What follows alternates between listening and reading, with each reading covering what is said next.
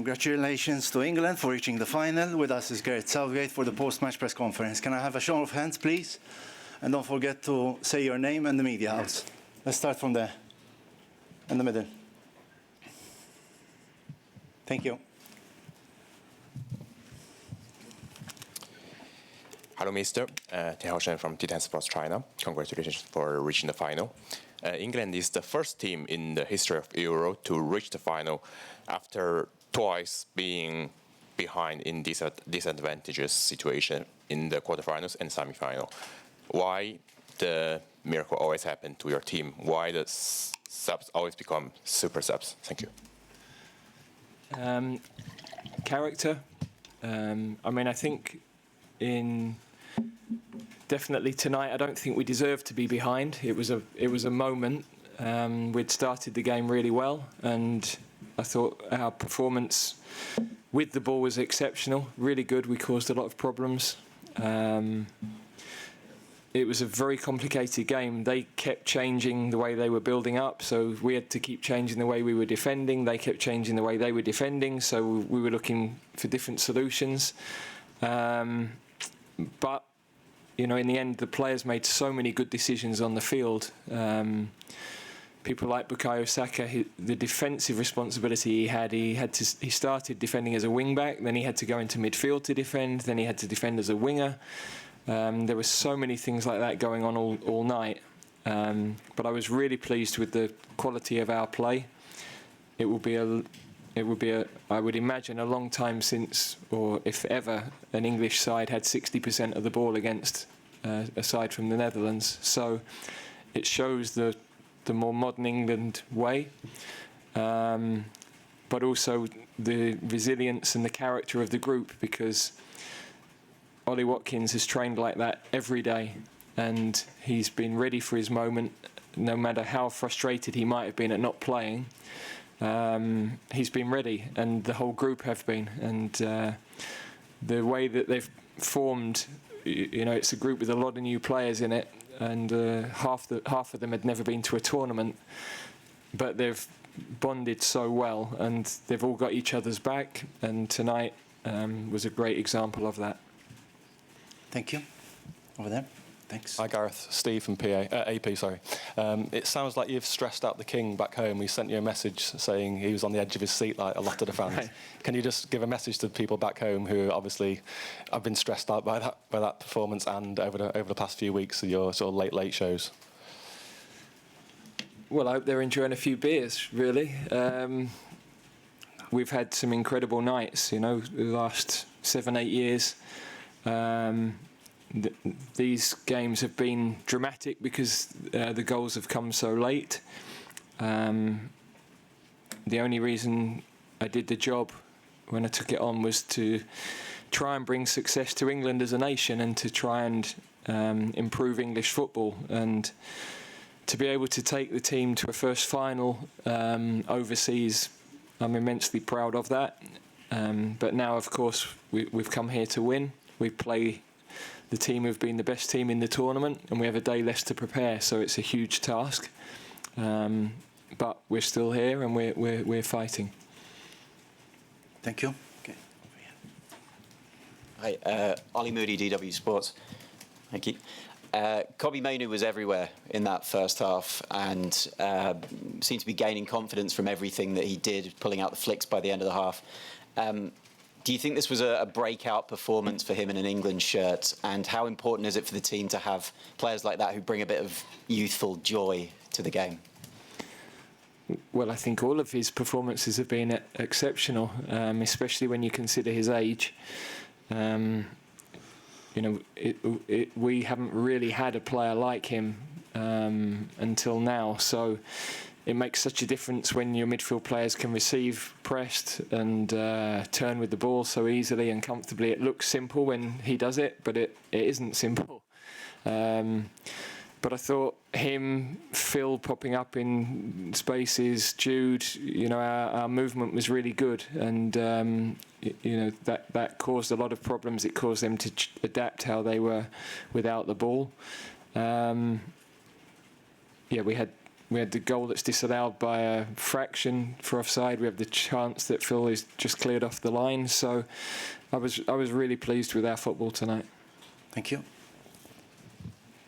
Hello, Gareth. Egil from Norwegian NRK. You chose to pick off Harry Kane, your captain, 10 minutes before the game was finished, your best penalty shooter. This seems like quite a gamble, but how does it feel that it paid off? Yeah, look, Harry took quite a big knock when he won the penalty, so we weren't sure how long he would be able to play on for. And him and Phil were playing well, but we were losing a little bit of energy on the pressure. Certainly we weren't taking Phil off because of his performance, but we have got good players on the bench.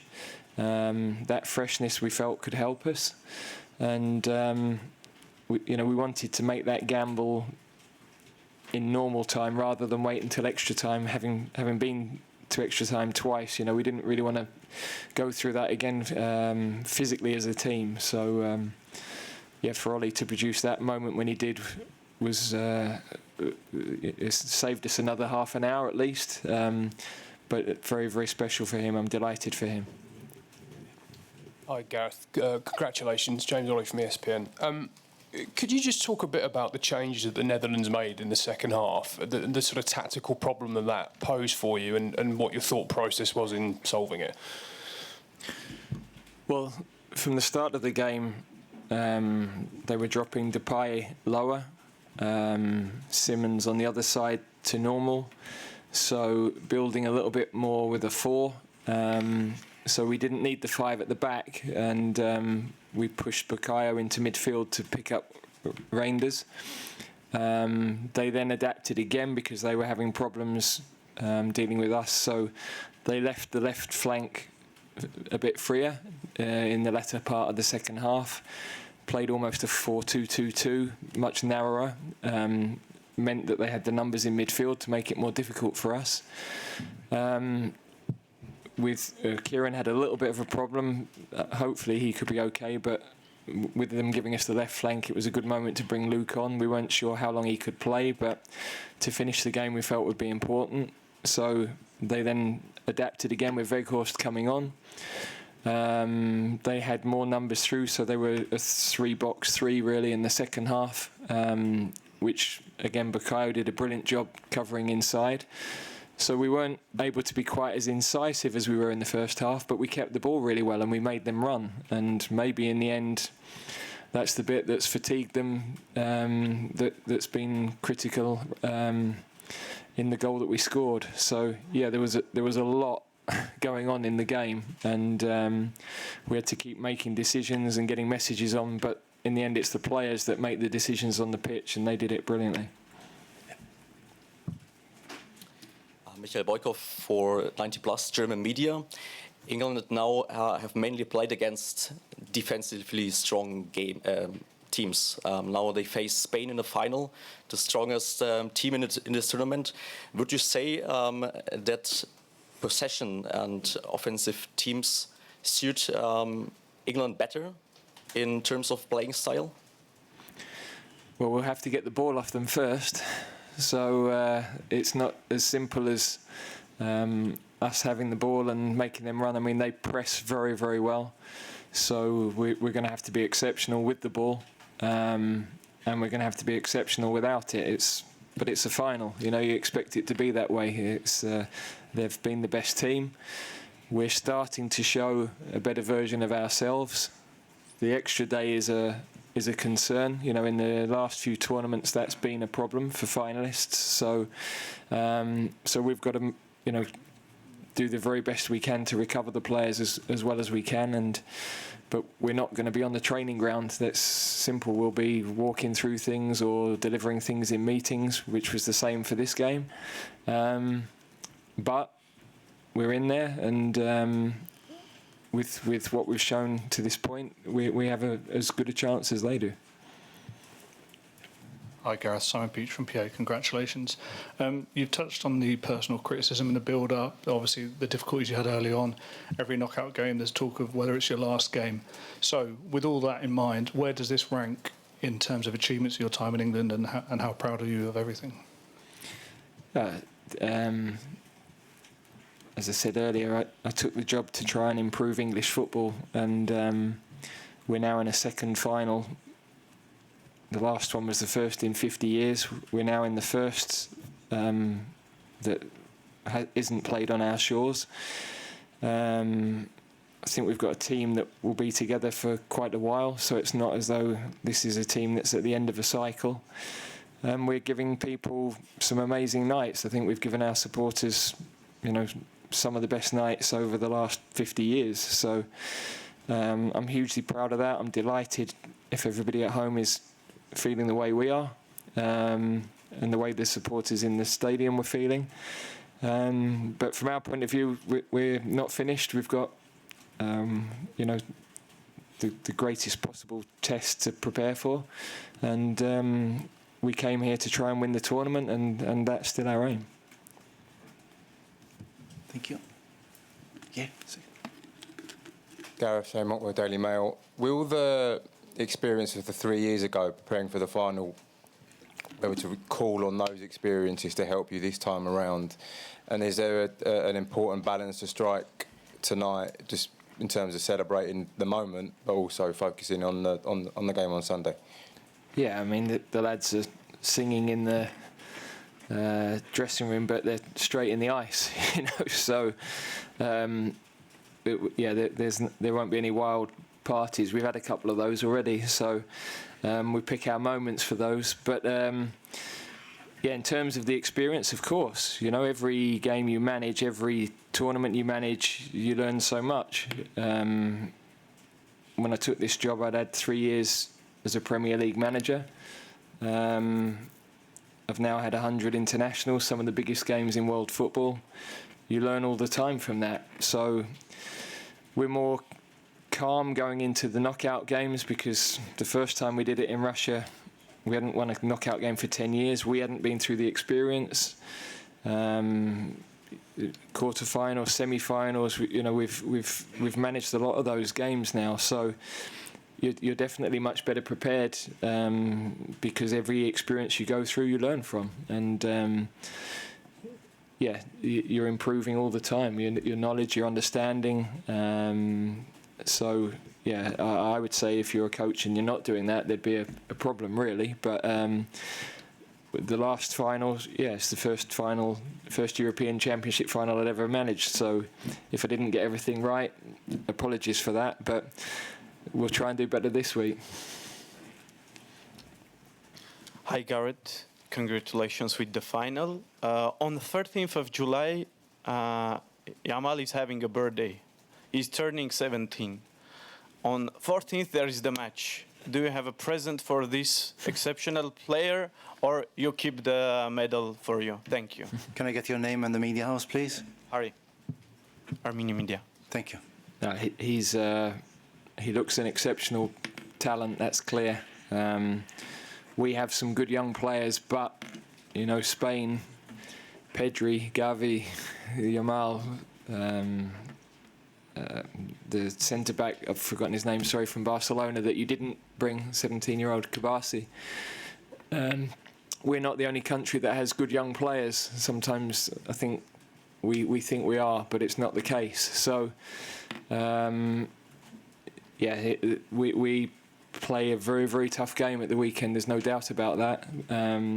But it's a final, so you expect it to be a very tough game, and we're proud to be there, and we're looking forward to the challenge. I'll take the last 3 questions, okay? We'll start from here. Hi, Gareth. Stan Wachman, Nu.nl from the Netherlands. Koeman just said it wasn't a penalty. How do you look back at that moment? I haven't seen, so I know our analysts that were looking at it thought it was. Presumably they've reviewed it very closely, so but no, I have not seen it actually. With a question over here in the second row. Thank you.